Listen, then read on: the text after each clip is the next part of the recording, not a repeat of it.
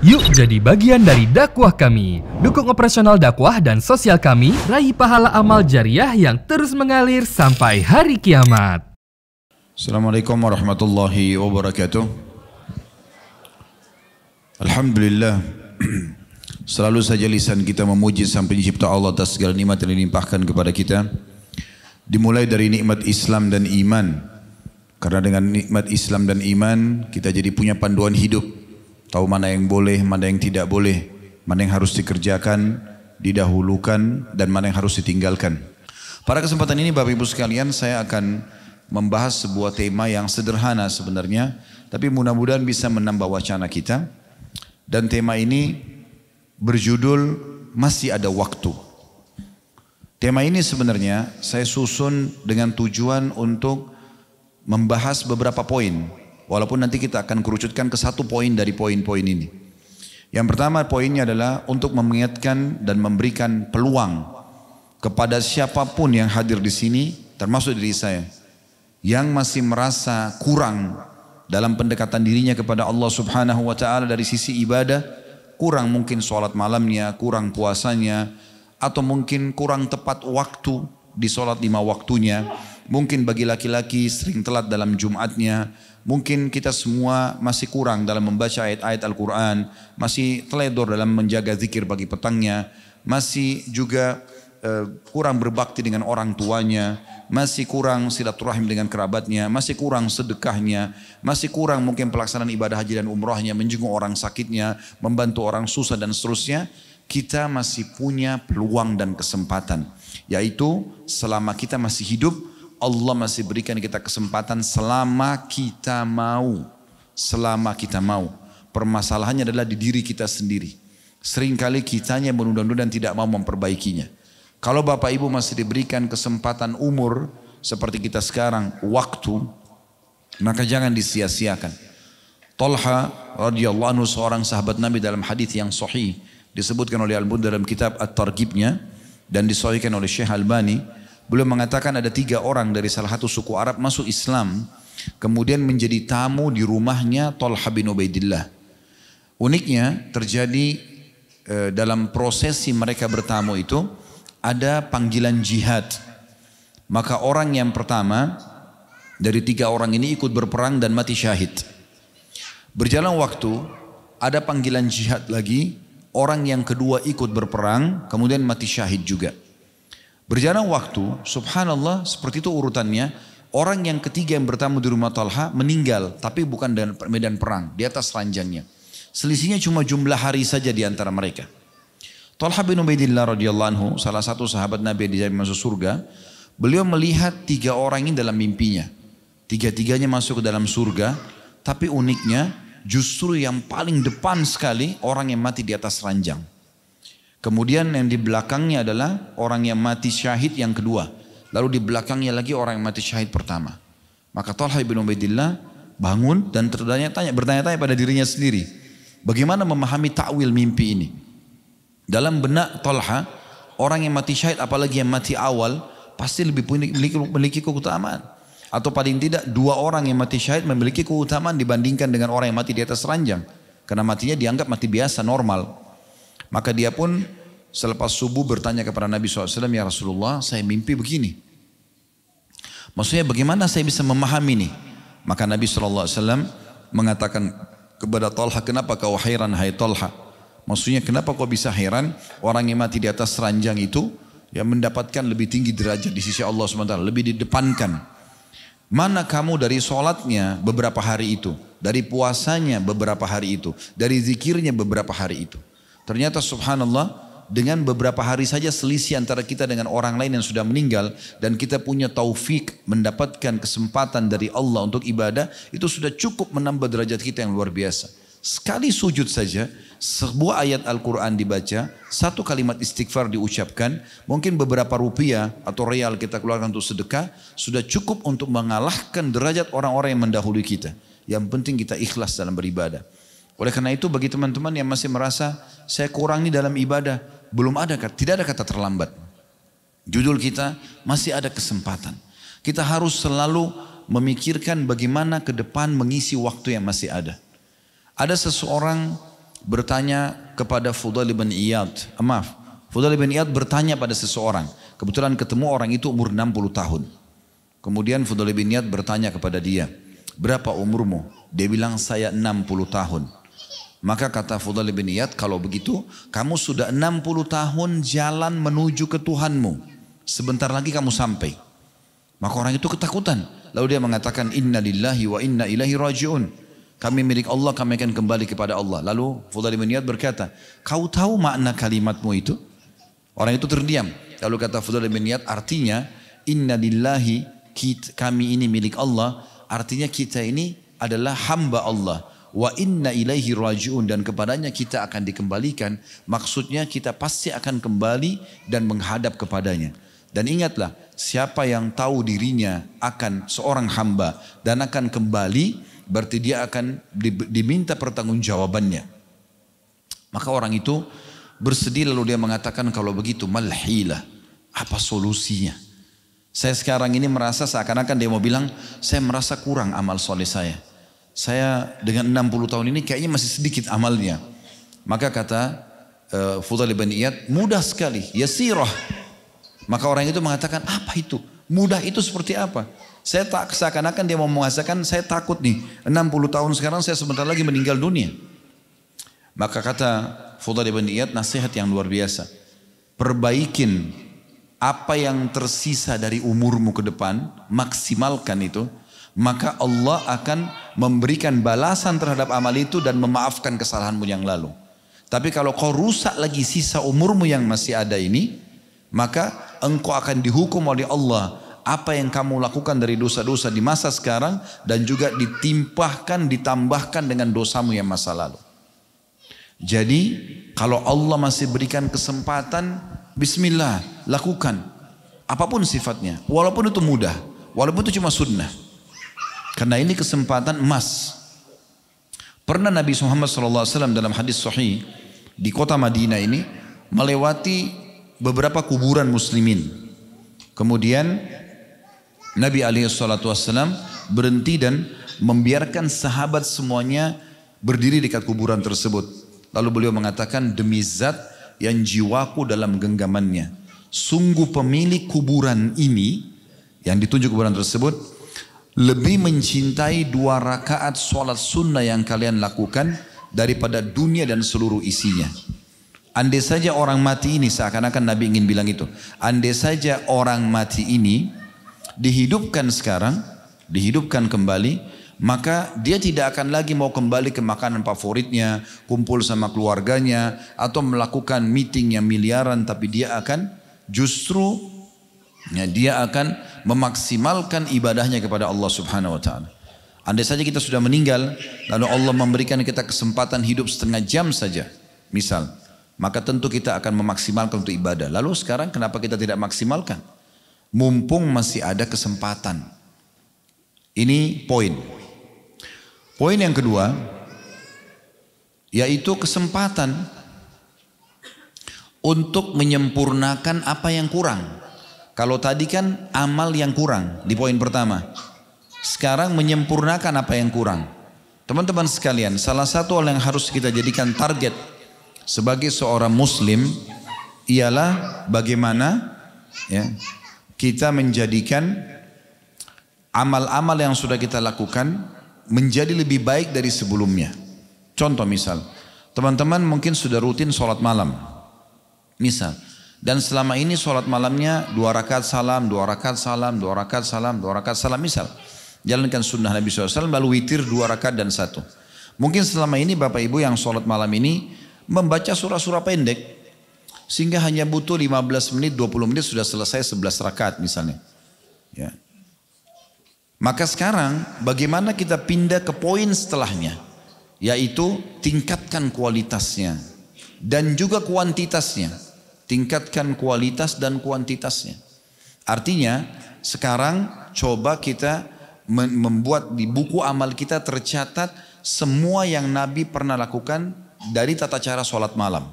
Kita kan selama ini 2 rakaat salam, 2 rakaat salam, 2 rakaat salam misalnya. Ada riwayat menyebutkan Nabi SAW sholat malam 4 rakaat salam, 4 rakaat salam. Pernah riwayat menyebutkan Nabi SAW sholat 8 rakaat baru salam. Maka harusnya ini dikerjakan supaya di buku amal kita tercatat semuanya yang pernah Nabi SAW kerjakan. Tingkatkan ke situ. Kalau kita biasa membaca surah-surah pendek yang kita ulang-ulangin terus-menerus, maka sekarang kita bisa pindah ke surah yang lebih panjang.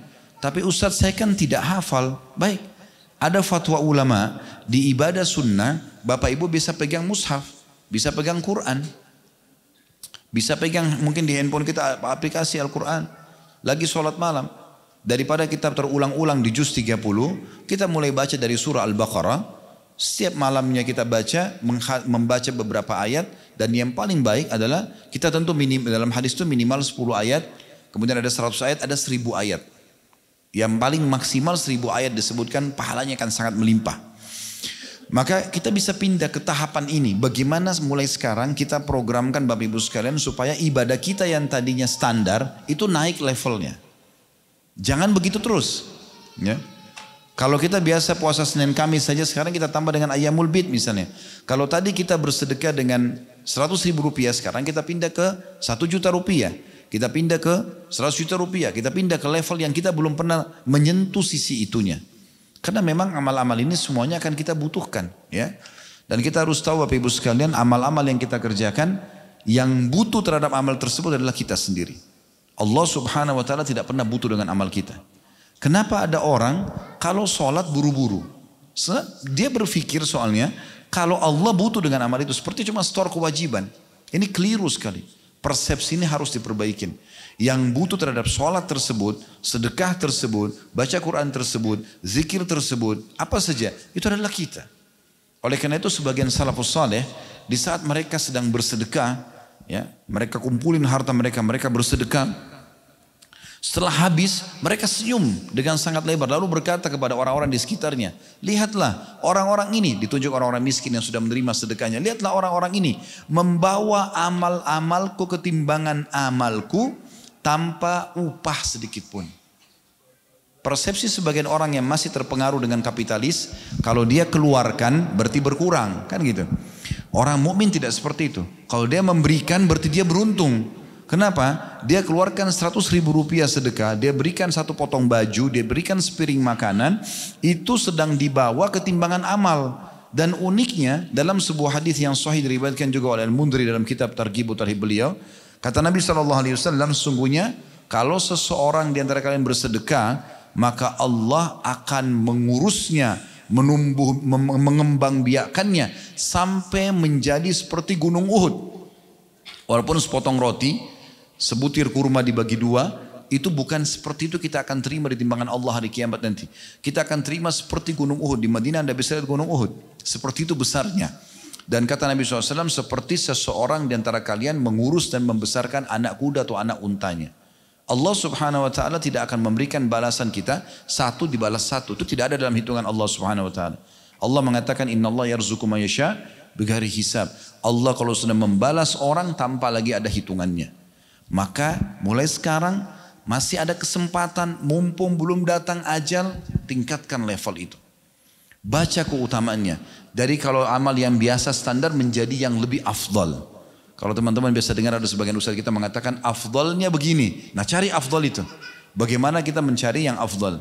Sholat duha biasa 2 rakaat, sekarang tingkatkan 4 rakaat. 4 rakaat, sekarang pindah ke 8 rakaat. Cari yang paling tinggi. Selalu begitu. Maka ini nanti akan membuat kita selalu sibukkan diri kita dengan amal soleh. Kalau orang menyibukkan diri dengan amal soleh teman-teman, maka sudah cukup dia menjalankan perintah Allah Subhanahu Wa Taala yang merupakan target utama dia diciptakan, dan juga sudah cukup akan menjadi tameng yang sangat kuat menyelamatkan dia dari maksiat. Kita nggak usah meluangkan waktu khusus untuk meninggalkan dosa, nggak perlu. Sibukkan diri dengan amal soleh, maka kita akan tinggalkan dosa dengan sendirinya. Dosa nggak perlu kita pikirkan secara khusus bagaimana saya tinggalkan ini, enggak. Sekarang sibukkan diri dengan amal soleh, maka dengan sendirinya kita akan jauh dari perbuatan dosa tersebut. Bukankah Allah SWT mengatakan inna sholata tanha 'anil fahsya'i wal munkar? Salat itu akan menahan seseorang dari perbuatan keji dan mungkar. Jadi orang kalau sudah melakukan ibadah, nanti itu kayak menjadi tameng buat dia. Setiap dia mau berbuat dosa, dia jadi takut sendiri. Atau bahkan tidak ada waktu untuk berbuat dosa karena sibuknya dengan amal soleh. Ini poin yang kedua. Jadi poin yang pertama, orang yang masih belum berbuat amal soleh, dia sekarang beramal soleh. Yang kedua adalah orang yang sudah berbuat, tingkatkan levelnya. Poin yang ketiga, kesempatan ya, untuk menghilangkan dosa-dosa kita dan hisab pada hari kiamat. Ini akan kita fokus bahas nanti di poin ini.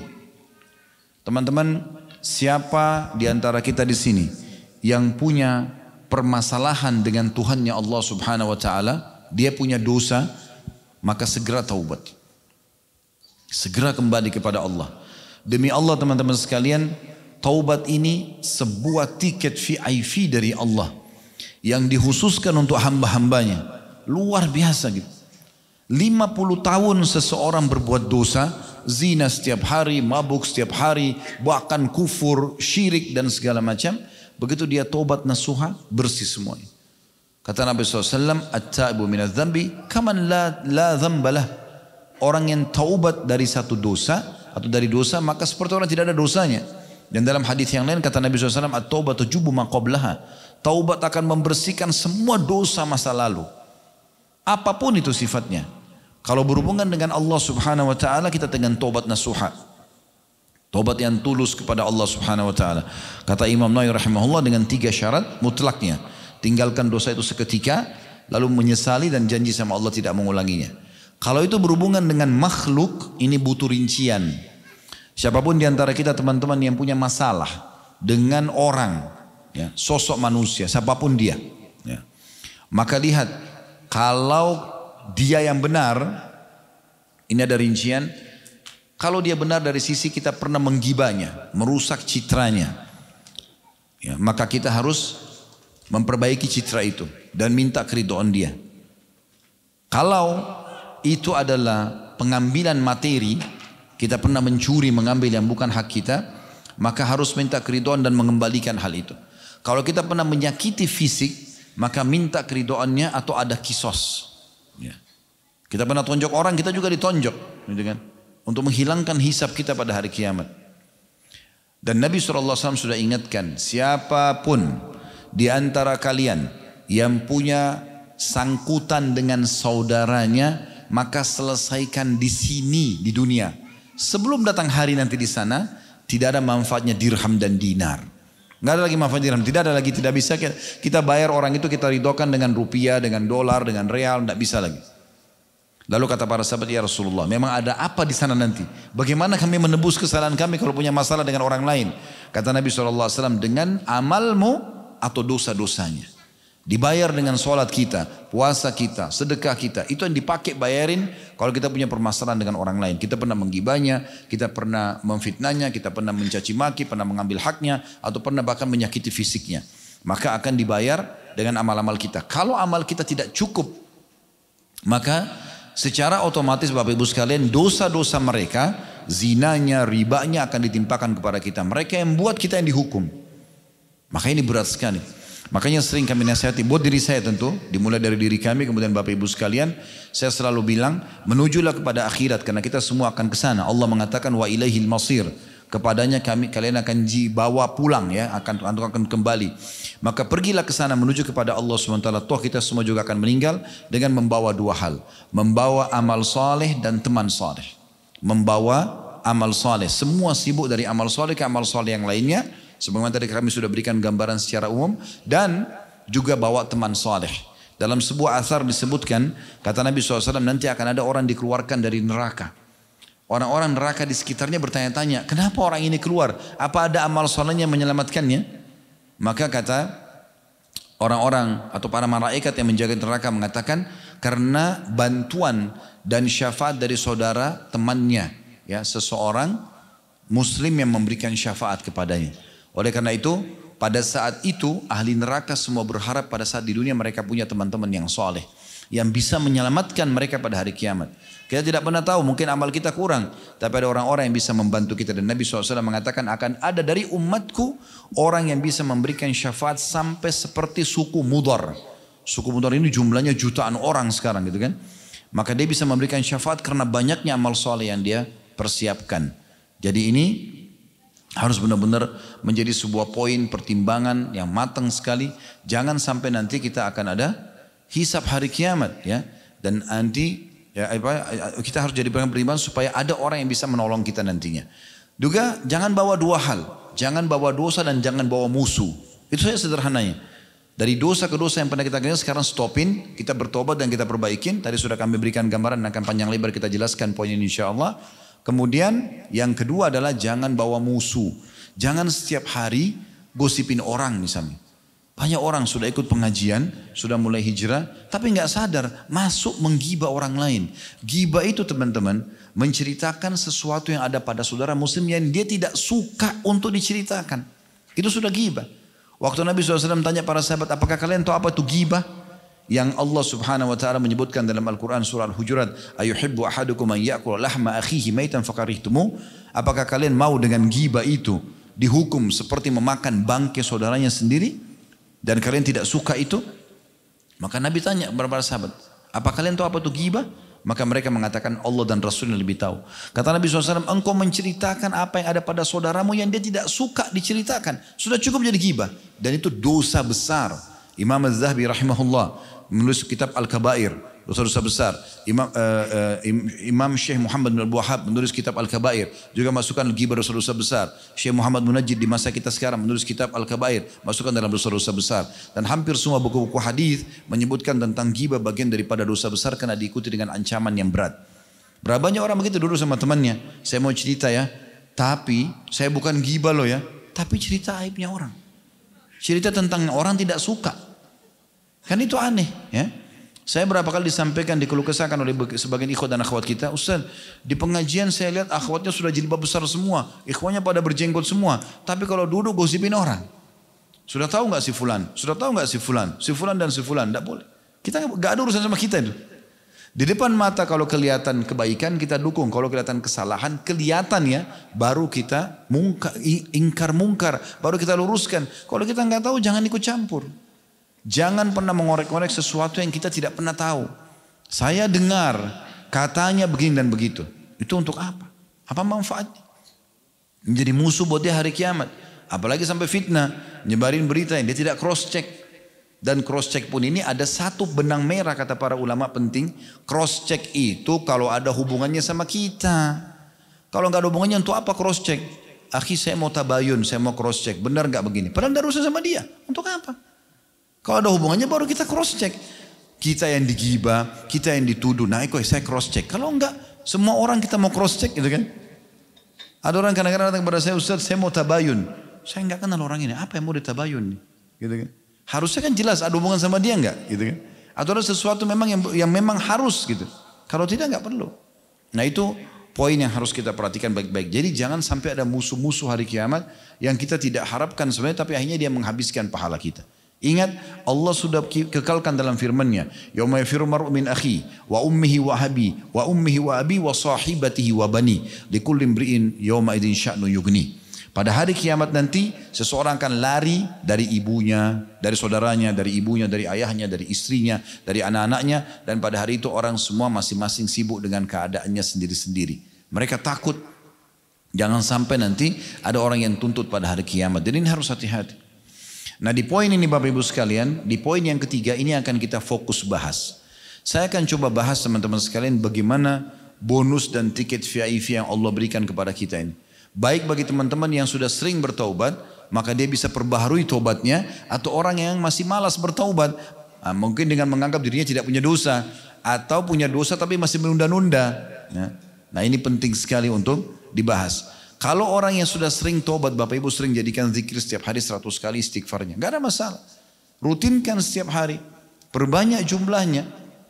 Karena Nabi SAW mengatakan, wahai sekalian manusia, beristighfar dan bertobatlah kepada Allah. Karena aku bertobat kepada Allah sehari 100 kali. Bisa bermakna dalam satu hari Nabi baca 100 kali. Bisa bermakna setiap ada kesempatan baca 100 kali. Karena dalam riwayat Anas bin Malik radhiyallahu anhu dalam hadis sahih, beliau mengatakan kami menghitung pada saat sedang duduk bersama Nabi SAW, beliau mengatakan Rabbighfirli wa tub alayya dalam satu majelis 100 kali. Berarti tidak harus ada batasan 100 kali saja, bisa lebih daripada itu.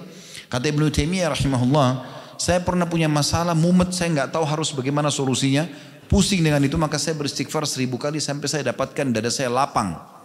Dan itu.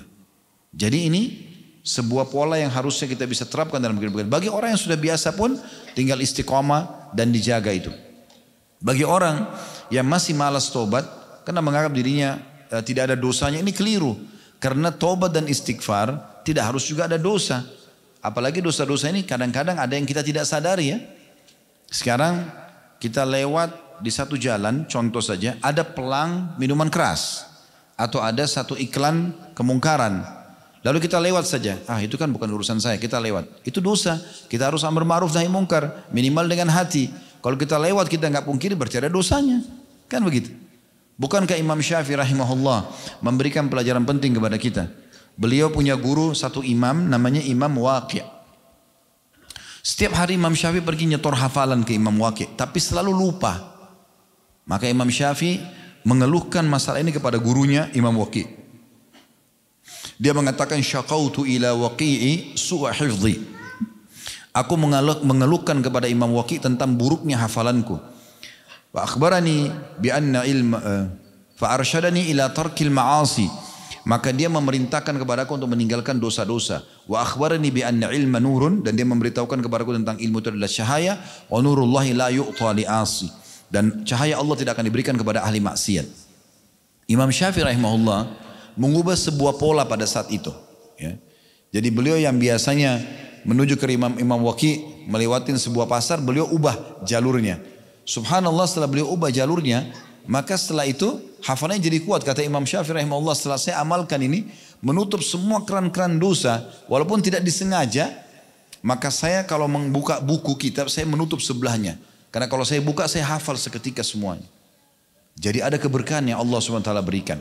Oleh karena itu, seringkali ada dosa yang kita tidak sadari. Ya kan? Mungkin dosa di masa sekarang atau dosa di masa lalu. Dari mana kita dapat jaminan semua dosa kita sudah terbersihkan di masa lalu? Mungkin masih ada sangkutan dengan orang. Gitu kan? Juga sama bagi orang yang berdosa dan masih menunda-nunda taubat. Apa yang anda tunda kira-kira? Apa yang membuat anda pelaku dosa menunda taubatnya? Menunggu malaikat maut datang tiba-tiba kelihatan baru kemudian mau tobat?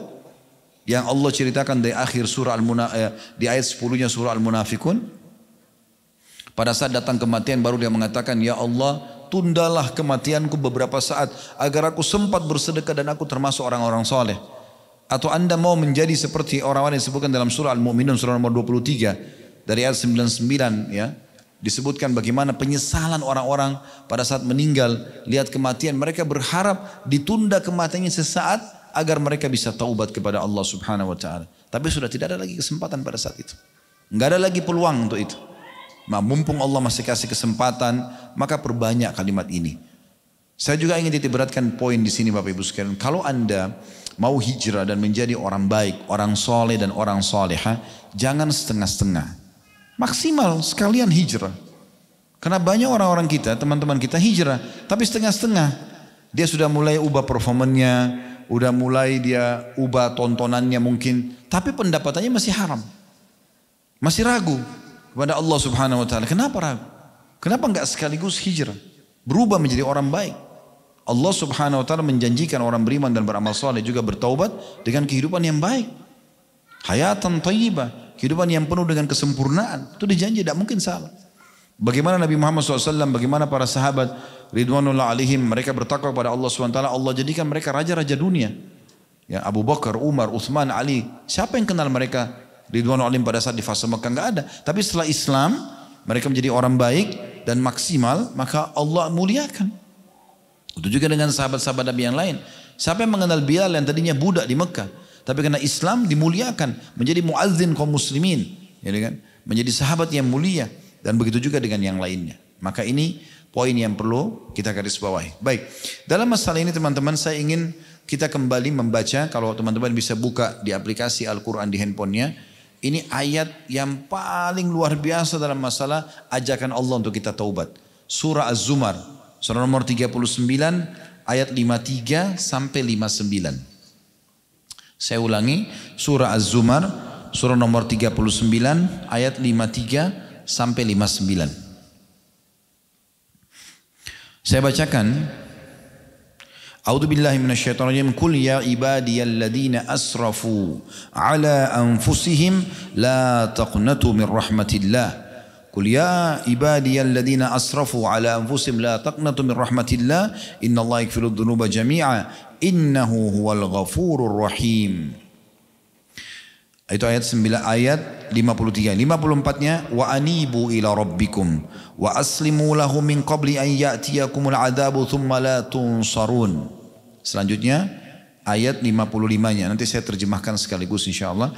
Wattabi'u ahsana ma unzila ilaikum min rabbikum min qabli an ya'tiyakumul adzabu baghtatan wa antum la tash'urun. Ayat selanjutnya 56-nya an taqula nafsun ya hasrata ala ma farrattu fi jambillahi wa in kuntu laminas sakhirin. 57-nya au taqula law anna Allah hadani lakuntu minal muttaqin. 58-nya au taqula hina taral adzaba law anna li karratan fa akuna minal muhsinin. 59 yang terakhir bala qad ja'atka ayati fakadzdzabta biha wastakbarta wa kunta minal kafirin. Terjemahan ayat 53-nya, katakanlah hai Muhammad, wahai hamba-hambaku, semua Allah panggil, mau beriman, mau kafir, Allah kasih kesempatan ini. Wahai hamba-hambaku, yang telah melampaui batas terhadap diri mereka, banyak sekali dosanya. Janganlah kamu berputus asa dari rahmat Allah. Jangan bilang Allah tidak akan ampuni saya. Sesungguhnya Allah mengampuni dosa-dosa semuanya. Kata ulama semuanya berarti besar, kecil, sengaja, nggak sengaja, gitu kan? Semua diampuni. Sungguh dialah yang maha pengampun. Selanjutnya Allah mengatakan, setelah taubat dan kembalilah kamu semuanya kepada Tuhanmu. Mulailah beribadah setelah hijrah, setelah taubat, menjadi orang yang baik. Dan tadi saya bilang jangan setengah-setengah. Dan berserah dirilah kepadanya sebelum datang azab kepadamu. Maksudnya siksaan akan datang kepada orang yang menunda-nunda taubatnya. Kemudian kamu tidak dapat ditolong lagi pada saat itu. Dan ikutilah sebaik-baik apa yang telah diturunkan kepadamu. Maksudnya Al-Quran dan sunnah Nabi SAW. Dari Tuhanmu sebelum datang azab kepadamu secara mendadak. Sedang kamu tidak menyadarinya. Di poin ini mungkin teman-teman tidak asing. Sekarang terjadi gempa besar ya. Di Turki, perbatasan sama Syria, itu lagi buah bibir dibahas luar biasa. Building-building yang besar, yang kokoh, hanya dengan berapa detik sentakan gempa tersebut rubuh semuanya. Ya. Itu luar biasa itu. Jadi orang-orang yang di dalam pun tidak sempat keluar, tidak sadar. Memang begitu, mendadak tiba-tiba. Kemarin kita bisa rasakan gempa. Berapa waktu yang lalu kalau salah sempat juga Jakarta terjadi gempa. Ya sebelumnya juga ada di Sukabumi, di Cianjur dan di beberapa tempat. Ada gempa terjadi. Dan ini adalah peringatan keras dari Allah Subhanahu wa taala kepada penduduk bumi. Fenomena alam ini, gempa, longsor, banjir, semua itu. Bahkan Abdullah bin Mas'ud menjadikan suara guntur, ya, gelegarnya guntur itu, beliau pada saat dengar, beliau mengatakan sungguh ini peringatan yang sangat tegas dari zat Allah di atas langit sana kepada penduduk bumi. Artinya mereka harus segera kembali kepada Allah. Jadi harus engah ini, ya. Jangan kita anggap itu cuma sekedar seperti orang-orang non-muslim yang tidak faham syariat Allah SWT. Oh ini karena fenomena alam saja. Mereka cari sebab-sebab manusiawianya. Ini unik ini. Ya. Teman-teman kalau mau selamat dan segera keluar dari permasalahannya sederhana. Setiap ada masalah kita hadapi, langsung introspeksi diri antara kita sama Allah. Itu dulu. Orang-orang di hadapan kita ini hanya sebab saja Allah datangkan. Orang-orang ini Allah datangkan sebab. Tapi Allah sedang menegur kita secara langsung. Jadi nggak usah nyari tahu kenapa dan kenapanya. Langsung istighfar dan tobat kepada Allah.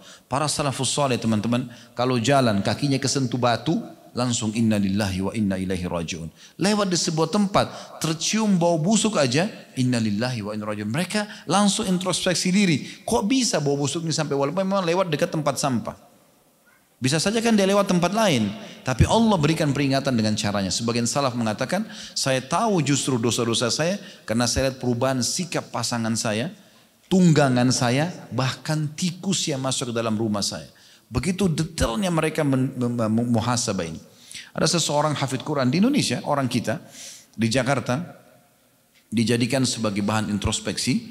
Dia subhanallah pada saat muraja Al-Quran di malam hari, lupa semuanya, beberapa ayat lupa, diulangi lupa. Kok bisa? Biasanya enggak gitu. Lalu dia introspeksi diri, dia istighfar, dia mohon ampun kepada Allah. Belum juga. Dia sempat bicara sama istrinya. Dia mengatakan, ada sesuatu yang kamu lakukan salah nih, dosa. Enggak ada. Tanya anak-anak, enggak ada.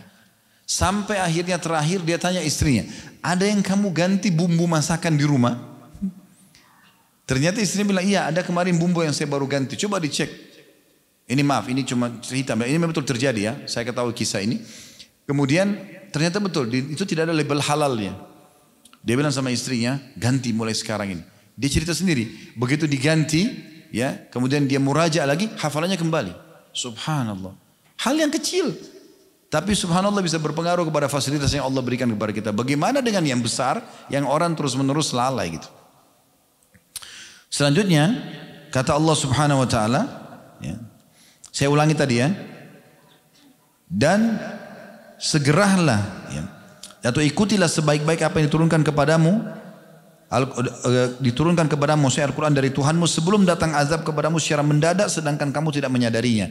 Agar jangan ada orang yang mengatakan nanti pada saat mau meninggal, alangkah besar penyesalanku atas kelalaianku dalam menunaikan kewajiban terhadap Allah, dan sungguhnya aku termasuk orang-orang yang memperolok-olok agama Allah. Mesti semasa hidup mati dia nyesal tapi tidak ada gunanya. Atau agar jangan juga nanti ada di antara kalian pada saat menghadapi kematian berkata, sekiranya Allah memberi petunjuk kepadaku, tentulah aku termasuk orang-orang yang bertakwa. Saya ingin garis bawahi poin ini teman-teman. Allah itu benar-benar memberikan kebebasan full kepada kita. Allah bilang, faman syaa falyu'min wa man syaa falyakfur. Siapa yang mau beriman silakan, yang mau beramal saleh silakan, siapa yang mau kafir silakan. Allah enggak pernah datangkan malaikat nampak depan mata kita bawa cambuk, bawa pedang, kalau kita enggak sholat dipukulin, enggak pernah. Tapi Allah buat hati kita tersentuh, dengarin azan, ada seruan kayak gini, panggilan umrah, panggilan taklim, kita jadi mau ikut. Itu kalau orang yang cerdas dia tangkap sinyal itu, gitu kan? Allah cuma datangkan sinyal-sinyalnya. Kita harus jeli, maka harus faham baik-baik teman-teman. Kita harus selamatkan diri kita dengan kebaikan-kebaikan dan sinyal yang Allah kirimkan. Begitu juga baik dalam mengerjakan amal soleh ataupun meninggalkan dosa-dosa. Berapa banyak di antara kita pada saat mau buat dosa dia ketakutan, ya. Sudah peringatan dari Allah, dia lakukan pun Allah masih datangkan peringatan mungkin dari lisan pasangan hidupnya, dari anaknya, dari tetangganya, dari orang sekitarnya, dari gurunya, dari muridnya, ya. Saya subhanallah pernah tertidur di rumah, waktu itu siang hari agak letih, menjelang asar, azan asar, ada anak saya yang Allah amanahkan umur 2 tahun setengah, hampir 3 tahun, tiba-tiba datang bangunin saya, abati sholat. Dia bicara gitu, suaranya masih kanak-kanak, masih hampir 3 tahun, sholat gitu. Saya kaget, lalu saya melihat anak ini, dia nggak faham gitu sebenarnya. Tapi Allah gerakkan dia untuk bisa membuat kesempatan kita untuk sholat. Lalu kita bangun. Ya. Bahkan kadang-kadang di sholat malam pun Allah datangkan nyamuk untuk mengganggu kita supaya kita bangun sholat malam. Tapi kita enggak. Ya. Lalu kemudian dikatakan, dan jangan juga sampai ada yang mengatakan nanti sekiranya Allah memberi aku petunjuk kepada memberi petunjuk kepadaku, tentulah aku termasuk orang yang bertakwa. Pada petunjuk Allah sering datang, termasuk Bapak Ibu dengarkan pengajian seperti ini. Atau ada juga Allah gambarkan penyesalan, agar jangan ada yang berkata ketika melihat siksa nanti, sekiranya aku dapat kembali ke dunia, tentu aku akan termasuk orang-orang yang berbuat kebaikan. Lalu Allah menutup ayatnya sambil mengatakan, sungguh sebenarnya keterangan-keteranganku telah datang kepada kamu semua. Firman Allah sudah ada, Al-Quran sudah diterjemahkan, hadis-hadis sudah banyak, para ustadz dan ustadzah menyampaikan, kiai menyampaikan, penyampaian peringatan-peringatan syekh menyampaikan. Sungguh sebenarnya keterangan-keteranganku kata Allah telah datang kepadamu, tapi kamu mendustakannya, malah kamu menyombongkan diri dan termasuk orang-orang yang kafir. Tapi saksi bahasan kita adalah potongan ayat atau bagian ayat pertama, ayat 53-nya, Allah menyeru kepada semua hamba-hambanya yang telah melampaui batas, mereka tidak perlu merasa putus asa karena rahmat Allah sangat luas, ya. Rahmat Allah sangat luas. Baik, selanjutnya Bapak Ibu sekalian, untuk menambah bahasan ini kita juga perlu tahu tentang masalah efek, ya, kalau Bapak Ibu melakukan perbuatan dosa, ya. Jadi kan ada orang sebagian menganggap remeh dosa itu, nggak apa-apa gitu ya. Padahal sebenarnya dia dengan berbuat itu pasti akan ada efek sekecil apapun dia, ya. Maksudnya dosa itu efeknya tetap akan ada. Di antaranya kata Nabi SAW dalam sebuah hadis, Kata beliau, innal abda idza akhta'a khati'atan nukitat fi qalbihi nuqtatan sauda. Sesungguhnya seorang hamba kalau melakukan satu perbuatan dosa, maka Allah akan titikkan dalam hatinya sebuah titik yang berwarna hitam. Fa idza huwa naza'a wastaghfara wa taba suqila qalbuhu. Kalau dia segera berhenti memohon maaf kepada Allah, istighfar dan taubat, mengikrarkan tidak akan mengulanginya, maka akan dibersihkan dari hatinya. Wa in ada zida fiha hatta ta'lu qalbah. Kalau dia ulangi lagi dosa itu, maka akan kalau dia tadi ada titik hitam, dia tidak bertaubat, tidak istighfar, tidak minta maaf sama Allah, dia ulangi lagi, maka ditambahkan lagi titik hitam yang selanjutnya. Sampai akhirnya menguasai dan memenuhi hatinya. Wa huwa ar-ran alladhi dzakara Allah. Dan dia adalah peringatan yang telah Allah sampaikan dalam firman-Nya, kalla barrana ala qulubihim ma kanu yaksibun. Sesungguhnya kata Allah, sekali-kali tidak demikian, sebenarnya apa yang selalu mereka lakukan itu telah menutup hati mereka. Maksudnya apa? Dosa itu akan punya efek minimal menutupi hati kita agar bisa mendapatkan dan merasakan kenikmatan iman. Ada orang teman-teman kalau hatinya sudah bersih, sedikit dengar ayat Al-Quran walaupun tidak ngerti artinya bisa nangis. Melihat jenazah lewat bisa nangis. Mudah sekali untuk menangis. Mudah sekali untuk merasa takut. Ada orang hatinya sudah keras. Dia naik mobil sama temannya, tabrakan, temannya mati, kepalanya bocor, ya, pecah kepalanya, batok kepalanya. Dia selamat, dia cuma mengatakan syukur saya tidak mati. Dia tidak ambil pelajaran, padahal Allah sudah dengan peringatan depan matanya, bisa saja dia kena juga. Saya waktu lihat beberapa cuplikan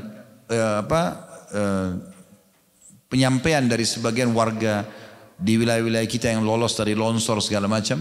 Mereka dengan menceritakan longsor itu begini, tanahnya berputar, ada rumah yang masuk ke dalam, kemudian ada lagi yang disemburkan keluar lagi. Dan anak muda itu pada saat saya nonton dengan santai dia menceritakan itu seakan-akan itu adalah sebuah fenomena alam biasa. Tidak tersentuh sambil bahkan tertawa seakan-akan itu adalah sesuatu yang biasa aja. Dia tidak kena berarti tidak ada hubungannya sama dia. Subhanallah. Kalau hari ini ada orang tabrakan depan mata kita, hari ini ada orang sakit depan mata kita, ada orang hari ini yang dipukuli oleh orang, setiap saat bisa terjadi pada kita. Allah SWT bisa datangkan dan kita hanya mengatakan kok bisa ya? Tentu bisa ya di sisi Allah Subhanahu wa taala. Maka harus hati-hati tentunya, ya. Ini efek yang harus kita hati-hati sekali. Kemudian juga teman-teman sekalian, masalah taubat ini adalah salah satu ibadah yang sangat diperintahkan. Selain tadi firman Allah SWT sudah kita bacakan surah Az-Zumar, Allah juga sebutkan dalam surah Al-Imran surah nomor 3 ayat 135, walladzina idza fa'alu fahishatan aw zalamu anfusahum dzakarullaha fastaghfaru lidzunubihim wa may yaghfiru dzunuba innallaha wa lam yusirru ala ma fa'alu wa hum ya'lamun. Artinya, dan orang-orang apabila mengerjakan perbuatan dosa atau keji atau menzalimi diri mereka, segera mengingat Allah. Sebagian ulama mengatakan pada saat dia berbuat dosa atau akan melakukan, Allah datangkan peringatan itu. Engah enggak dia? Kayak tadi rasa takut, rasa khawatir, takut ketahuan, takut lihat orang. Berhenti enggak dia? Kalau dia berhenti di situ lalu memohon ampun atas dosa-dosanya, maka dia akan selamat dari siksaan. Tidak ada hukumannya karena dia berhasil kembali. Dan siapa lagi yang dapat mengampuni dosa-dosa selain Allah yang dapat dan mereka tidak meneruskan perbuatan dosa itu sementara mereka mengetahui. Dan kita juga tahu ya hadis Nabi SAW yang masyhur diriwayatkan oleh Imam Bukhari, Imam Tirmidzi dan dihasankan oleh para ulama, innallaha yaqbalu taubatal abdi ma lam yughargir. Allah akan menerima taubat hambanya selama dia belum sampai ke tenggorokan, ya. Juga hadis yang masyhur, mungkin teman-teman sudah tidak asing mendengarkan hadis ini. Hadis yang diriwayatkan oleh Bukhari dan Muslim, lillahi asyhadu farhan bi taubati 'abdi hina yatubu ilaihi min ahadikum ala rahilatihi bi ardi falatin famfalatat minhu wa 'alaiha ta'amun wa syarabu fa aisa minha fa ata syajaratan fattaja'a fi dhillaha qad aisa min rahilatihi فبينما هو كذلك إذا هو بها قائمة عنده فأخذ بخطامها ثم قال من شدة الفرح اللهم أنت عبدي وأنا ربك أخطأ من شدة الفرح. Sesungguhnya Allah sangat gembira dengan taubat hamba-hambanya. Pada saat dia bertaubat dan kembali kepada Allah, Allah sangat gembira dengan itu. Lebih gembira lagi daripada seseorang dari kalian membawa seluruh bekalnya di atas tunggangannya. Dia berada di sebuah tanah yang tak bertuan atau tandus. Kemudian dia pergi ke bawah sebuah pohon dan dia beristirahat. Di atas tunggangan itu ada seluruh makanan dan bekal-bekal, minuman dan makanannya. Pada saat dia bangun hilang. Kemudian dia mencari kembali. Ternyata dia tidak menemukan. Pada saat dia sudah putus asa, dia mengatakan pada dirinya sendiri, saya coba kembali ke pohon yang tadi saya tidur. Saya coba tidur, mudah-mudahan saya meninggal, saya tidak bangun lagi. Pada saat dia terbangun di tidur yang keduanya, dia temukan untanya dan seluruh bekalnya ada di hadapan dia. Maka bagaimana gembiranya dia? Allah lebih gembira daripada hamba tersebut. Dan kata Nabi SAW, saking gembiranya hamba itu, dia mengatakan, salah dia ucapkan, ya Allah sungguhnya kau adalah hambaku dan aku adalah Tuhanmu. Baik teman-teman sekalian, kita akan tutup dengan beberapa kisah. Ya. Yang kisah ini teman-teman sekalian kita berharap ya bisa menambahkan keimanan kita tentunya. Saya akan sampaikan kisah tentang Tha'labah bin Abdurrahman radhiyallahu anhu, seorang sahabat Nabi.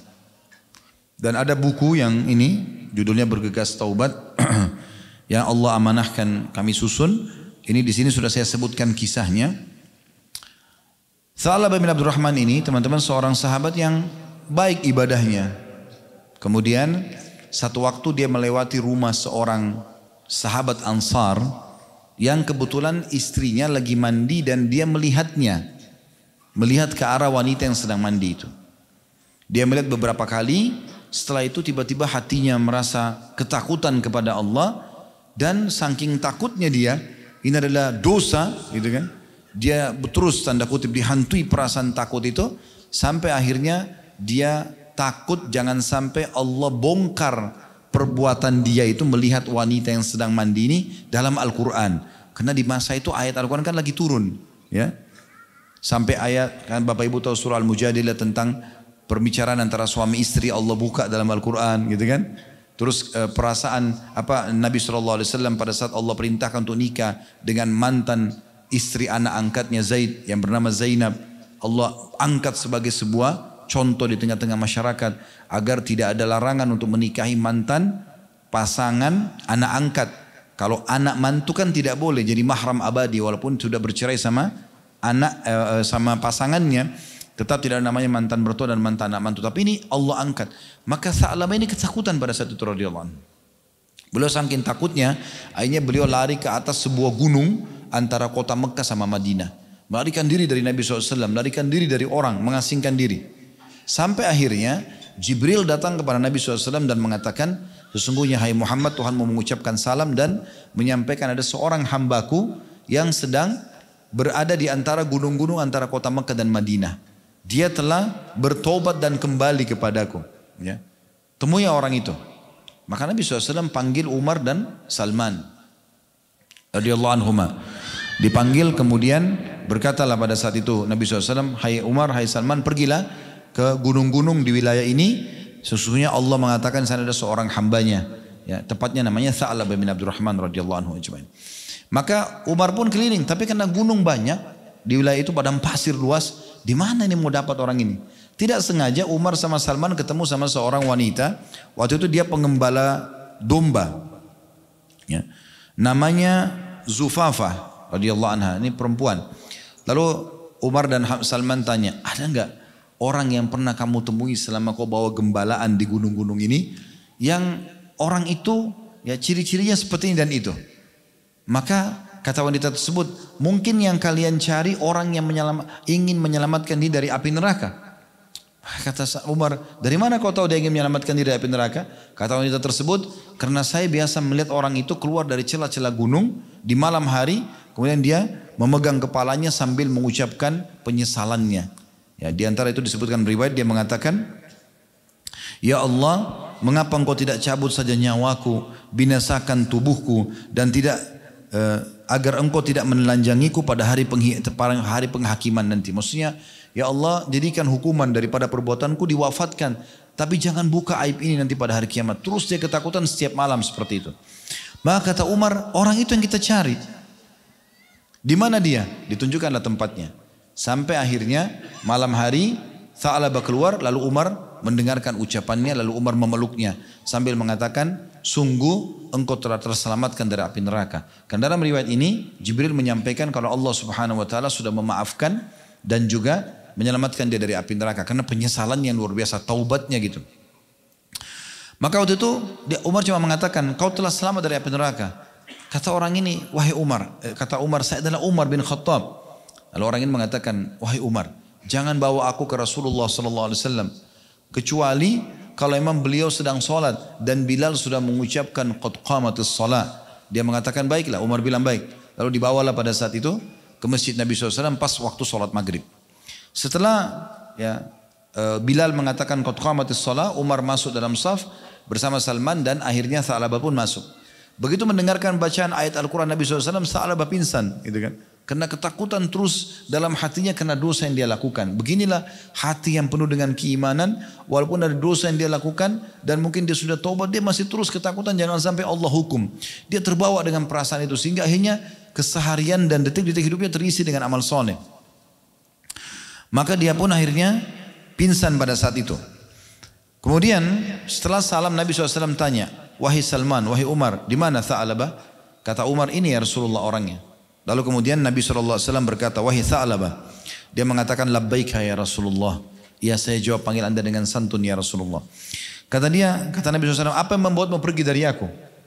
Kata Tha'labah, dosaku wahai Rasulullah. Kata Nabi SAW, maukah aku beritahukan kepadamu tentang ayat yang dapat menggugurkan dosa-dosa sekaligus jadi doa? Dia mengatakan iya. Kata Nabi SAW, bacalah Rabbana atina fid dunya hasanah wa fil akhirati hasanah wa qina adzabannar wa adkhilnal jannata ma'al abrar ya azizu wa ghafur ya rabbil alamin. Doa yang kita masyhur yang kita baca nanti pada saat tawaf insyaallah. Dan itu sebabnya kenapa dia dibaca 7 kali setiap tawaf gitu kan, melewati rukun yamani sampai Hajar Aswad. Maka mintalah kepada Allah itu, baca itu. Maka Tha'labah pun mengatakan, dosaku lebih besar wahai Rasulullah. Saya udah ucapin itu tapi saya masih merasa takut dengan dosa saya, jangan sampai Allah hukum. Kata Nabi SAW, kalam Allah lebih besar. Lalu Rasulullah SAW menyuruhnya kembali pulang ke rumahnya saja. Dan pada saat itu waktu dia pulang ke rumah dia sakit. Dalam riwayat ini dikatakan selama 8 hari. Kemudian Rasulullah SAW berkata, atau Salman kemudian datang kepada Rasulullah SAW mengatakan, wahai Rasulullah, apakah anda berkenan menjenguk Tha'labah? Kata Nabi SAW, baik, mari kita bersama-sama pergi. Kemudian Rasulullah SAW bertemu dengan Tha'labah. Beliau kemudian meletakkan kepala Tha'labah di pangkuan beliau sallallahu alaihi wasallam. Nah waktu itu Tha'labah memalingkan pandangan kepalanya, tidak mau bertumpuk di paha Nabi SAW. Kata Nabi SAW, apa yang membuatmu mengalihkan kepalamu dari pangkuanku? Dia mengatakan, ya Rasulullah, kepalaku penuh dengan dosa. Nabi SAW bertanya, apa yang kamu rasakan sekarang? Dia bilang, aku merasakan seperti rayapan semut di antara kulit dan tulang-tulangku karena dosa ini. Kata Nabi SAW, apa yang kau harapkan? Dia bilang, pengampunan Tuhanku. Maka pada saat itu Jibril turun kepada Nabi SAW dan berkata, sungguh Rabbmu menyampaikan salam kepada Muhammad dan berkata, andai kata hambaku ini, maksudnya Tha'labah, ya bertemu denganku, dia meninggal setelah ini dengan kesalahan sepenuh bumi, ya, maka aku akan menyambutnya dengan ampunanku sepenuh bumi. Maka Rasulullah SAW berkata kepada Tha'labah, apakah kamu tahu ya, apa yang telah diberitahukan oleh Allah tentang kamu? Dia bilang, tidak ya Rasulullah. Apa kau mau dengar, mau tahu? Dia bilang, iya ya Rasulullah. Kata Nabi SAW, sesungguhnya Allah telah mengucapkan ini secara langsung. Allah firmankan untuk Tha'labah, gitu kan? Ini luar biasa kedudukannya. Maka waktu dia mendengarkan Allah mengatakan, andai saja hambaku ini karena tobatnya nasuha benar-benar berhari-hari dia betul menyesali terus, ya, kalau ini hambaku datang dengan sepenuh bumi dosanya, saya akan maafkan semuanya. Maka Tha'labah pada saat itu menjerit, kemudian beliau wafat radhiyallahu anhu dalam kondisi hal tersebut, ya. Lalu Rasulullah SAW menyuruh untuk mengkafani dan disolati jenazahnya. Nah waktu diantar jenazahnya Tha'labah radhiyallahu anhu, pada saat itu Nabi SAW jalan sambil jinjit, ya, sambil jinjit. Ada sahabat yang bertanya, ya Rasulullah, mengapa saya melihat anda jalan sambil jinjit? Maka kata Nabi SAW, demi zat yang mengutusku dengan kebenaran, aku tidak bisa meletakkan kakiku di atas bumi karena banyaknya sayap malaikat yang turun mengantar jenazahnya Sa'labah. Ini karena taubat nasuhanya. Taubat itu indah teman-teman, bukan sesuatu yang menakutkan. Enak kembali kepada Allah SWT. Tenang orang kalau dalam keadaan iman dan amal soleh. Sebaliknya, orang yang berbuat dosa itu tidak tenang. Walaupun dia pergi ke diskotik yang paling bagus, dia minuman khamr yang paling mahal, tetap nggak ada ketenangan. Tapi orang tinggal di sebuah gubuk yang biasa, tapi kalau dia orang bersoleh, azan ke masjid tenang, dia merasa tentram. Keimanan akan membawa ketentraman. Begitu juga dengan taubat tentunya. Ada kisah yang sudah masyhur juga disebutkan dalam hadis Bukhari, cukup panjang sebenarnya. Kisah tentang Ka'ab bin Malik dan kedua temannya. Ya. Ini mungkin karena panjang saya bacakan, kita dengarkan saja, tapi subhanallah saya pribadi, saya tidak tahu Bapak Ibu nantinya, saya pribadi setiap kali baca kisah ini pasti saya terenyuh gitu. Ya, walaupun sudah berulang-ulang didengar, karena bagaimana orang yang tulus bertobat kepada Allah Subhanahu wa taala, Allah terima, dan sampai turun ayat Al-Quran yang menyebutkan tentang taubatnya. Dan ini tentunya teman-teman sekalian, Allah jadikan contoh bahwasanya semua orang yang tobat nasuha akan sama kasusnya sebenarnya. Walaupun ini sebagian sahabat yang disebutkan. Ka'ab bin Malik ini radhiyallahu anhu salah satu dari sahabat yang tidak mengikuti perang Tabuk. Ya. Ini peperangan terakhir Nabi SAW sebelum beliau wafat ya. Jadi setelah pembebasan kota Mekah, setelah mengalahkan suku Hawazim di Hunain, kemudian beliau pulang ke Madinah, kemudian mulailah ada haji pertama. Lalu setelah itu Nabi SAW membentuk pasukan perang wilayah Tabuk, menyerang wilayah Romawi pada saat itu ya. Nah beliau mewajibkan semua sahabat laki-laki harus ikut. Nah rupanya ada beberapa sahabat yang tidak hadir, diantaranya Ka'ab. Ceritanya begini, dalam riwayat Bukhari, saya bacakan saja. Dia mengatakan, aku tidak pernah tertinggal dari Rasulullah SAW dalam peperangan apapun yang dipimpin oleh beliau. Kecuali dalam perang Tabuk, memang aku tertinggal dalam perang Badar, namun tidak ada seorang pun yang tertinggal waktu itu yang dicela. Jazakallah khair. Jadi maksudnya Ka'ab menceritakan saya tidak hadir di Badar. Kenapa? Karena Badar waktu itu Nabi tidak wajibkan. Tapi aku ketinggalan Badar bukan tidak dicela, cuma aku ketinggalan Tabuk. Dia ceritakan tentang Tabuknya. Sebab Rasulullah SAW dan kaum muslimin keluar untuk menghadang kafilah dagang Quraisy di perang Badar yang pulang dari Syam. Kemudian Allah Subhanahu wa taala mempertemukan mereka dengan musuh mereka tanpa rencana. Dan sebelumnya aku telah hadir bersama Rasulullah SAW pada malam Aqabah. Sewaktu kami bersumpah setia membela Islam. Aku tidak ingin kehadiranku di malam itu digantikan dengan perang Badar. Jadi bagi beliau hadir di malam Aqabah, kesepakatan Aqabah di tempat Jumrah. Itu Nabi SAW ambil kesepakatan setia untuk membela Islam, hidup dan mati, selama hidup sampai mati membela Islam. Beliau hadir pada saat itu. Aku tidak ingin kehadiranku di malam Aqabah itu digantikan dengan perang Badar. Meskipun perang Badar lebih dikenang di tengah orang-orang daripada Baiat Aqabah. Dan di antara kisah hidupku adalah ketika aku tertinggal dari Rasulullah SAW pada perang Tabuk, aku tidak pernah merasa lebih kuat dan lebih mampu daripada keadaanku ketika aku tertinggal dari beliau dalam perang tersebut. Maksudnya sehat fisik, pikiranku lagi jernih, ya, kondisiku memungkinkan. Beliau mengatakan aku tidak pernah merasa lebih kuat dan lebih mampu daripada keadaanku ketika aku tertinggal dari beliau dalam perang itu. Demi Allah, aku sebelumnya tidak pernah memiliki dua kendaraan. Namun di perang itu aku memilikinya. Artinya hartanya lebih melimpah dari sebelumnya.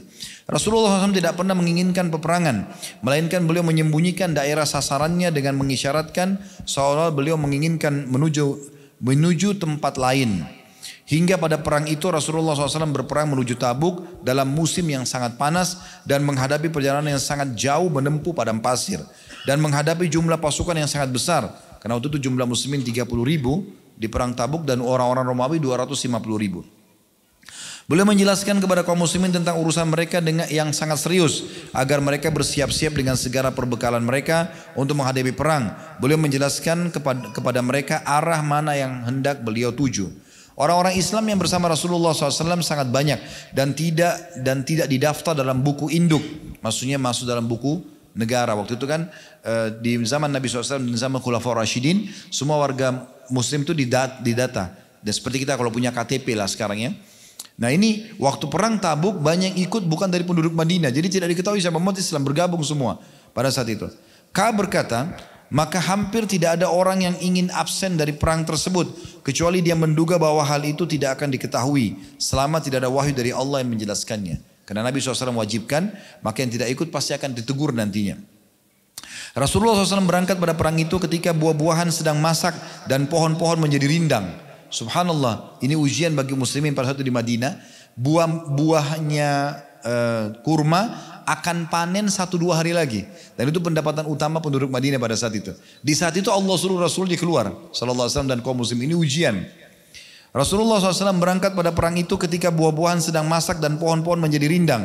Maka aku lebih cenderung kepadanya. Maksudnya cenderung pada buah-buahan itu. Rasulullah SAW dan kaum muslimin yang bersamanya sedang berkemas-kemas. Dan aku pun segera pulang untuk bersiap-siap bersama beliau. Tapi setelah aku pulang, aku tidak melakukan apa-apa. Aku berkata dalam hati, aku bisa melakukan kapan saja kalau aku mau menyusul mereka.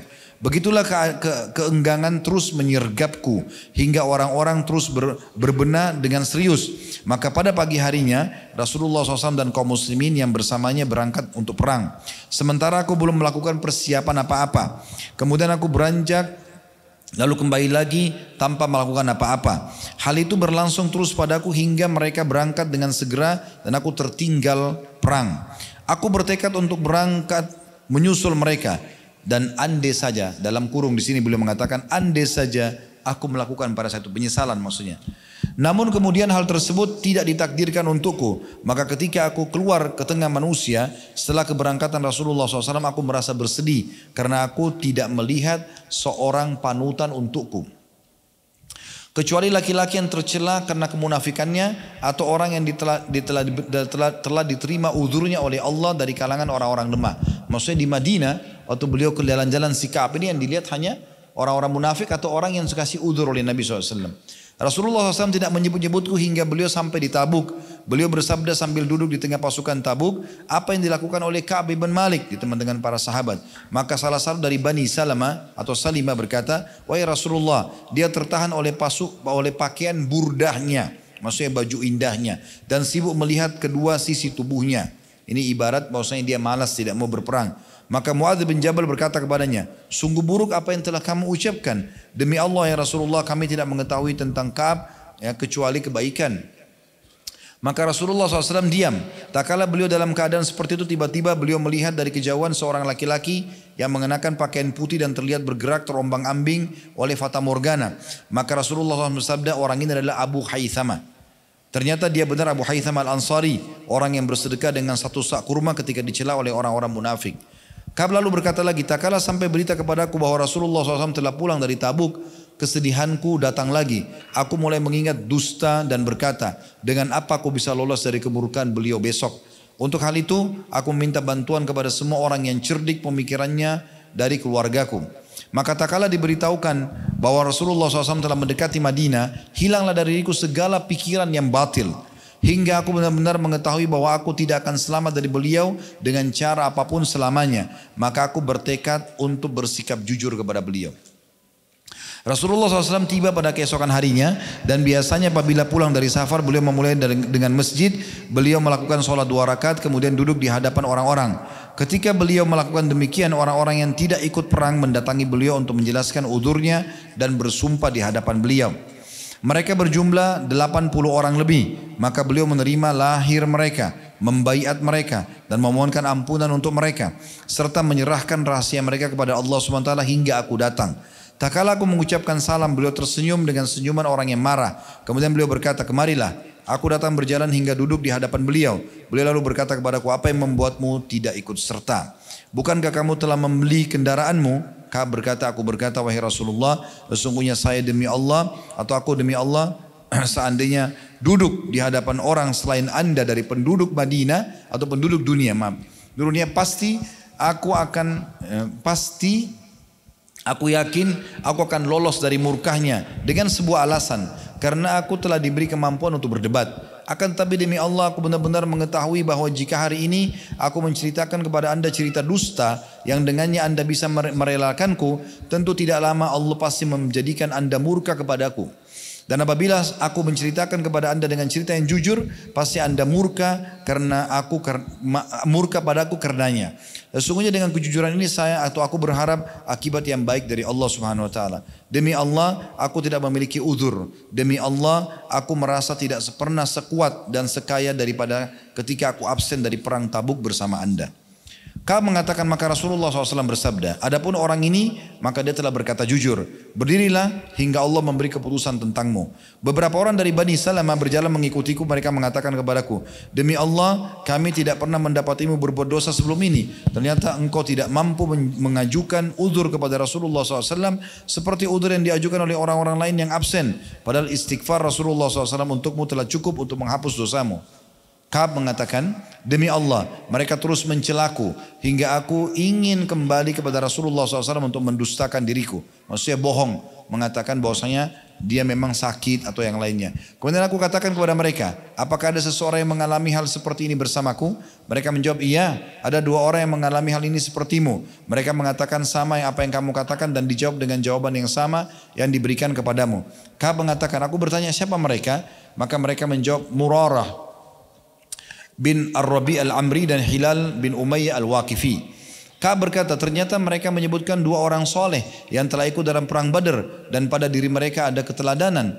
Ka'ab mengatakan, maka aku pergi ketika mereka menyebutkan 2 nama orang itu kepadaku. Rasulullah SAW melarang orang-orang untuk berbicara dengan kami bertiga dari sekian banyak orang-orang yang tidak ikut perang. Maka orang-orang pun menjauhi kami dan dia berkata, mereka berubah sikap kepada kami. Sehingga menurutku bumi ini telah berubah. Bumi ini bukan bumi yang aku kenal. Kami mengalami suasana seperti itu selama 50 malam. Adapun 2 orang sahabatku, maka mereka merasa minder dan berdiam diri di rumahnya sambil menangis. Kalau aku adalah karena termuda di antara mereka dan paling tegar, aku keluar rumah menghadiri sholat berjamaah bersama kaum muslimin dan berkeliling di pasar. Namun tidak seorang pun yang sudi berbicara denganku. Aku mendatangi Rasulullah SAW dan mengucapkan salam kepada beliau ketika beliau berada di majlisnya setelah sholat. Maka aku berkata dalam hati, apakah beliau menggerakkan kedua bibirnya untuk menjawab salamku atau tidak? Kemudian aku sholat di dekat beliau dan aku mencuri pandang kepada beliau. Dan apabila aku sudah mulai sholat, beliau memandangku. Apabila aku menoleh kepada beliau, maka beliau memalingkan wajahnya dariku. Hingga ketika isolasi kaum muslimin terhadapku telah berlangsung lama, aku berjalan hingga aku memanjat tembok kebun Abu Qatadah. Dia adalah putra pamanku atau sepupuku dan orang yang paling aku cintai. Aku mengucapkan salam kepadanya, tapi demi Allah dia tidak menjawab salamku. Maka aku berkata kepadanya, wahai Abu Qatadah, aku bertanya kepadamu dengan nama Allah, apakah engkau mengetahui bahwasanya aku mencintai Allah dan Rasulnya? Tanda tanya. Maka dia pun diam. Lalu aku ulangi lagi dan aku bertanya kepadanya dengan bersumpah, namun dia tetap diam. Kemudian aku ulangi lagi, aku bertanya kepadanya dengan bersumpah, maka dia berkata, Allah dan Rasul yang lebih mengetahui. Maka kedua mataku berlinang air mata. Aku pun segera berbalik pergi hingga aku memanjat tembok. Tak kala aku berjalan di pasar Madinah, tiba-tiba seorang petani dari petani penduduk Syam yang datang untuk menjual makanan di Madinah berkata, siapa yang bisa menunjukkan kepadaku Ka'ab bin Malik? Maka orang-orang langsung menunjukkannya kepadaku hingga dia mendatangiku lalu menyodorkan kepadaku sepucuk surat dari Raja Ghassan. Ghassan ini sebuah wilayah yang besar yang di situ pada saat itu ada raja yang membenci kaum muslimin gitu kan. Dan aku adalah orang yang paling pandai menulis atau membaca. Dan aku baca surat yang isinya, amma ba'd, maksudnya setelahnya, sesungguhnya telah sampai kepada kami bahwa sahabatmu, maksudnya Nabi Muhammad SAW, telah mencampakkanmu. Padahal Allah tidak menjadikanmu berada di negeri Hindi atau di negeri Hind, maksudnya di negeri yang ada, dan tersia-siakan. Bergabunglah bersama kami akan pasti menghormatimu. Ketika aku membacanya, aku berkata ini juga bagian dari cobaan. Maka aku menuju ke tungku dan membakar surat tadi. Hingga tak kala telah berlalu 40 atau 50 hari dan wahyu tidak kunjung turun juga. Utusan Rasulullah SAW mendatangiku dan berkata, sesungguhnya Rasulullah SAW memerintahkanmu agar menjauhi istrimu. Setelah 40 atau 50 hari tidak boleh lagi berkumpul sama istrinya. Maka Ka'ab berkata, apakah aku harus menceraikannya atau apa yang harus aku perbuat? Maka orang itu mengatakan, tidak, tapi jauhi saja dia dan jangan mendekatinya, maksudnya jangan digauli. Dan beliau mengutus kepada kedua sahabatku dengan pesan serupa. Maka aku katakan kepada istriku, pulanglah ke rumah keluargamu, tinggallah bersama mereka hingga Allah memutuskan perkara ini. Maka istri Hilal bin Umayyah, tadi salah satu dari 3 orang ini, temannya Ka'ab yang juga sama diboikot, mendatangi Rasulullah SAW. Istrinya datang dan berkata kepada beliau, wahai Rasulullah, sesungguhnya Hilal bin Umayyah adalah orang tua yang tidak bisa melayani dirinya sendiri dan dia tidak memiliki pembantu. Apakah anda keberatan apabila saya melayaninya? Beliau menjawab, tidak, tapi jangan sampai dia mendekatimu. Maka dia berkata, demi Allah sungguhnya tidak ada lagi padanya keinginan kepada apapun. Dan demi Allah dia terus menerus menangis semenjak hari itu hingga hari ini. Maka sebagian keluargaku berkata kepadaku, bagaimana kalau seandainya engkau meminta izin kepada Rasulullah SAW tentang istrimu, karena beliau telah mengizinkan istri Hilal bin Umayyah untuk melayaninya. Maksudnya keluarga daripada Ka'ab datang kepada Ka'ab mengatakan, coba minta, ya, coba minta kepada Rasulullah SAW untuk mengizinkan istrimu melayanimu. Maka aku jawab, aku tidak akan meminta izin kepada Rasulullah SAW tentang istriku. Siapa yang tahu apa yang akan dikatakan oleh Rasulullah SAW jika aku minta izin kepada beliau tentang istriku. Karena aku adalah laki-laki yang masih muda, maka aku tetap menjalani hidup seperti itu selama 10 malam hingga genaplah bagi kami 50 malam semenjak diberlakukan larangan berbicara dengan kami. Kemudian aku sholat subuh pada hari yang ke-50 di atas atap salah satu rumah kami, ketika aku sedang duduk dalam keadaan yang telah disebutkan oleh Allah SWT tentang kami, sementara jiwaku yang terasa sempit dan bumi pun telah merasa sempit, telah menjadi sempit bagiku, padahal bumi itu sangat luas. Tiba-tiba aku mendengar suara orang yang teriak-teriak dengan keras dari atas gunung Sala, atau salah satu gunung di Madinah. Dia teriak dengan suara yang paling keras, wahai Ka'ab bin Malik, bergembiralah. Maka aku langsung menyungkur sujud. Dan aku tahu bahwasanya jalan keluar telah datang. Maka Rasulullah SAW mengumumkan bahwa Allah SWT telah menerima taubat kami ketika beliau sholat atau selesai sholat subuh. Sehingga orang-orang pun berhamburan memberikan kabar gembira kepada kami. Sehingga orang-orang pun berhamburan memberikan kabar gembira kepada kami, dan juga kepada kedua sahabatku yang telah orang-orang dan kepada kedua sahabatku. Ada seseorang yang menunggangi kuda dengan kencang menujuku. Ada lagi dari Bani Aslam yang lari menujuku. Dia naik ke atas gunung dan suara itu lebih cepat daripada kuda. Tak kala orang yang aku dengar suaranya datang kepadaku untuk memberikan berita gembira, aku langsung melepas 2 pakaianku untuknya. Lalu aku pakaikan keduanya kepadanya. Sebagai balasan hadiah atas berita gembira yang disampaikan kepadaku. Demi Allah, aku tidak memiliki selain keduanya pada hari itu. Lalu aku meminjam 2 pakaian dan memakainya. Dan aku berangkat menuju Rasulullah SAW. Maka orang-orang secara berbondong-bondong menemuiku. Mereka mengucapkan selamat atas diterimanya tobatku oleh Allah.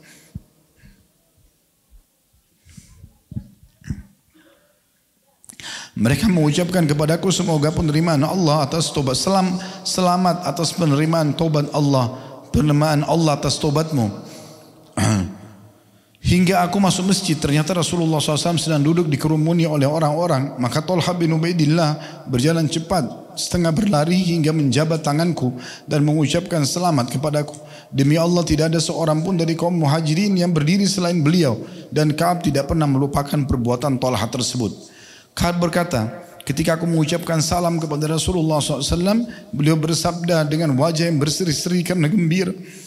Bergembiralah dengan hari terbaik yang pernah melewati hidupmu semenjak kamu dilahirkan oleh ibumu.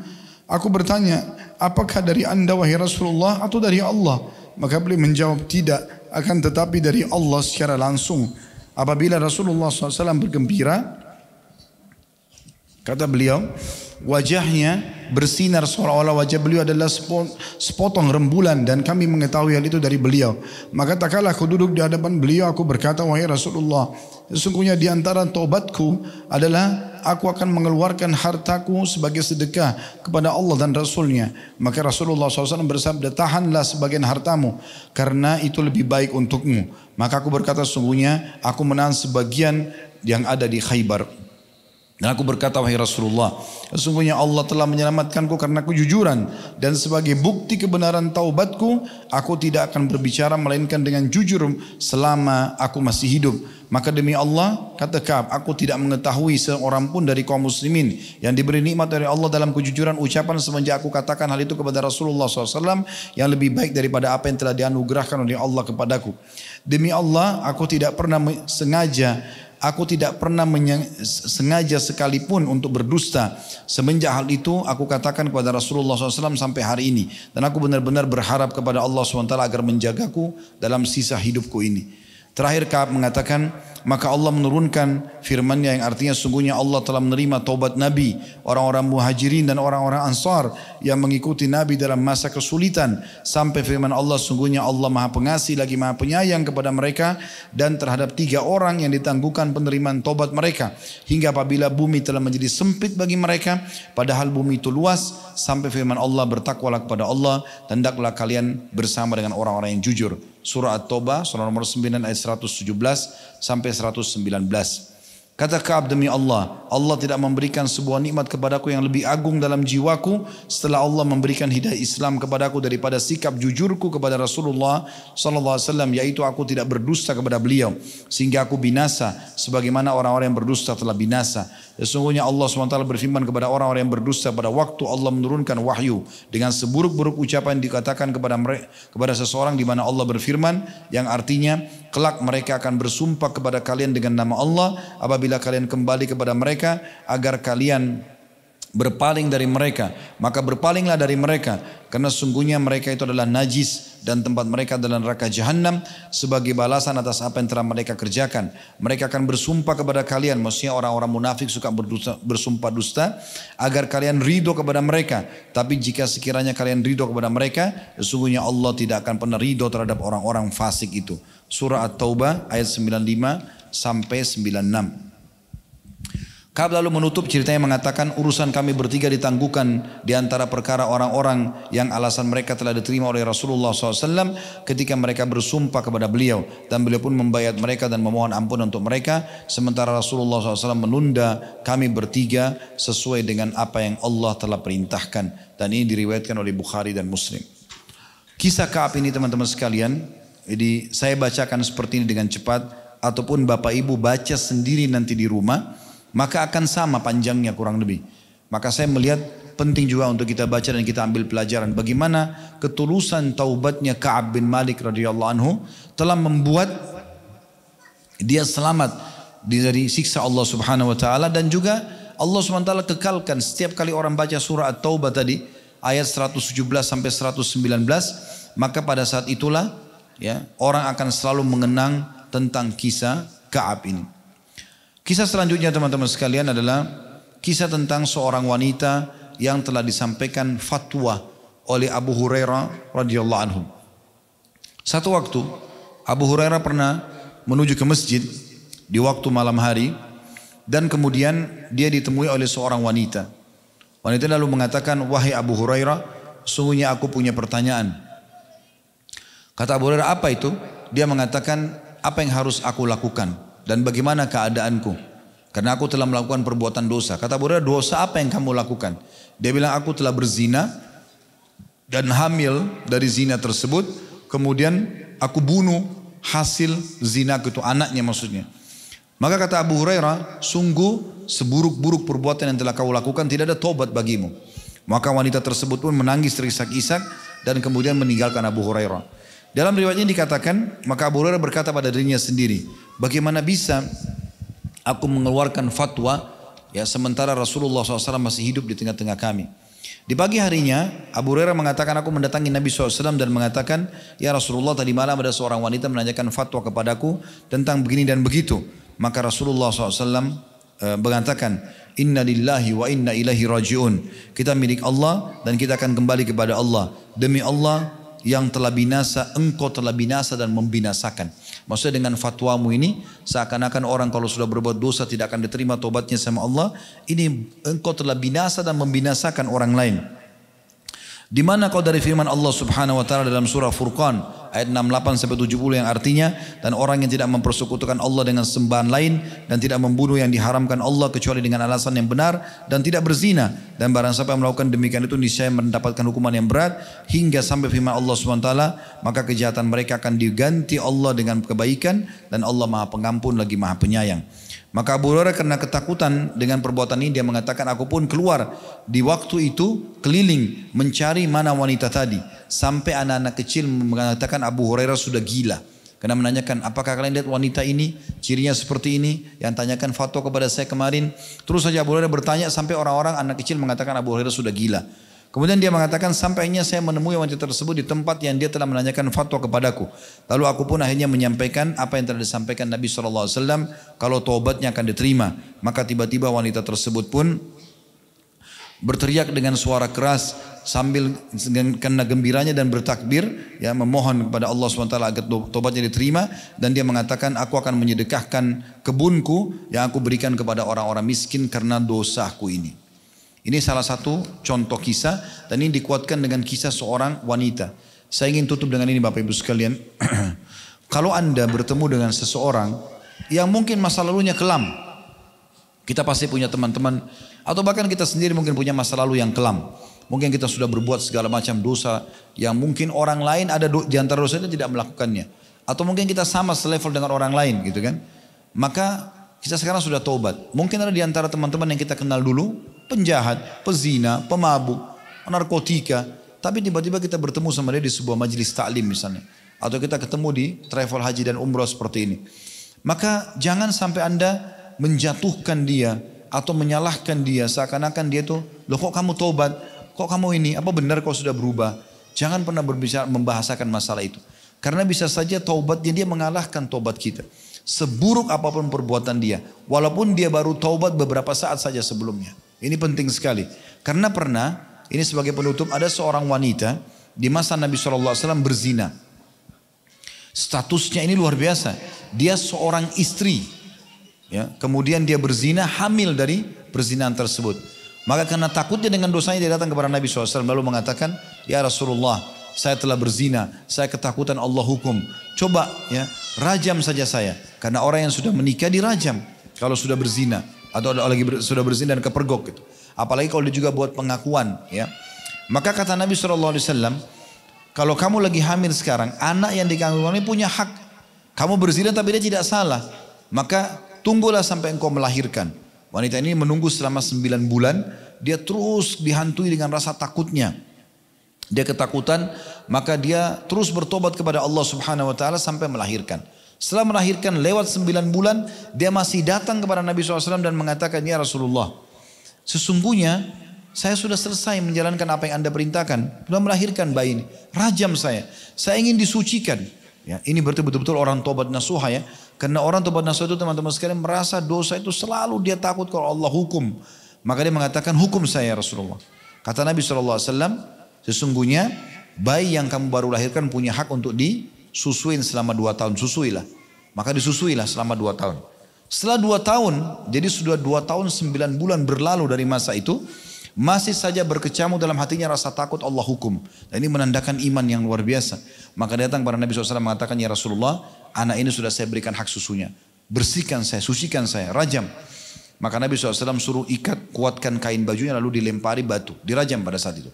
Waktu dirajam ada seorang sahabat teriak mengatakan, semoga Allah melaknatmu. Maksudnya, kenapa kamu sudah menikah berzina? Dilaknat gitu kan. Maka kata Nabi SAW, jangan kau laknat dia. Karena sesungguhnya dia telah taubat. Kalau dibagikan kepada 70 orang penduduk Madinah dengan dosa yang sama, maka akan cukup bagi mereka. Walaupun cuma 1 orang ini yang taubat, karena tulusnya kepada Allah Subhanahu Wa Taala, maka Allah akan menerima kalau itu dibagi kepada 70 orang pezina yang sama dengan dia. Oleh karena itu teman-teman sekalian, jangan pernah olok-olok teman-teman yang baru taubat, pasangan hidup mungkin yang baru hijrah, anak-anak yang baru mau mengenal ajaran Islam, mau ke masjid. Semangati mereka, dukung mereka, rangkul mereka supaya mereka supaya mereka benar jalan Allah, berada dan istiqomah, dan kita pun panen-panen. Dibandingkan kita mengolok-olok mereka, bahkan bisa saja kita masuk dalam hadits Bukhari di mana Nabi SAW mengatakan, Allah berfirman kepada 2 orang di masa Nabi SAW, yang satu soleh, yang satu ahli maksiat. Yang orang soleh ini selalu nasihatin yang ahli maksiat. Tobatlah, tobatlah, tobatlah. Ternyata yang ahli maksiat tidak mau tobat. Tunda-tunda tobatnya. Sampai yang ahli ibadah ini jengkel, dia bilang apa? Allah tidak akan ampuni kamu. Ini bahasanya, Allah tidak akan ampuni kamu. Jadi dia marah, semoga Allah tidak akan ampuni kamu. Maka Allah SWT berfirman mengatakan, siapa orang ini? Berani-beraninya melampaui keputusanku. Sesungguhnya ketahuilah kata Nabi SAW, Allah berfirman, aku telah maafkan kesalahan orang yang buat dosa itu dan justru aku hancurkan amalan orang-orang yang soleh tadi. Jadi teman-teman hati-hati. Kita taubat nasuha, tulus menyelamatkan diri kita dan dukung semua lingkungan kita yang mau bertaubat. Sama-sama kita pernah berbuat dosa dan tidak mungkin ada manusia tidak berbuat dosa dimulai dari ayah kita Adam alaihissalam. Beliau berbuat dosa, tapi beliau kembali ke jalan Allah Subhanahu wa taala dan Nabi SAW mengatakan sebagai penutup, semua anak Adam pasti berbuat dosa, tapi sebaik-baik mereka adalah yang segera bertaubat kepada Allah Subhanahu wa taala. Tapi ingat, taubatnya yang nasuha dan benar-benar kita sisa umur diisi dengan istiqamah, hijrah yang sepenuhnya dan insya Allah mudah-mudahan kita meninggal di atas istiqamah itu sehingga maksimal bisa mendapatkan balasan pahala di sisi Allah Subhanahu wa taala.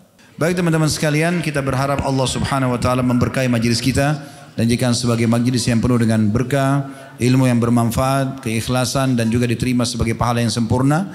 Dan semoga Allah Subhanahu wa taala menjadikan kita semua bersatu di surga firdausnya tanpa hisab, disatukan dalam majelis ilmu yang mulia ini. Kalau benar dari Allah, ada salah dari saya mohon dimaafkan. Subhanakallahumma bihamdika asyhadu an la ilaha illa anta astaghfiruka wa atubu ilaik. Wassalamualaikum warahmatullahi wabarakatuh.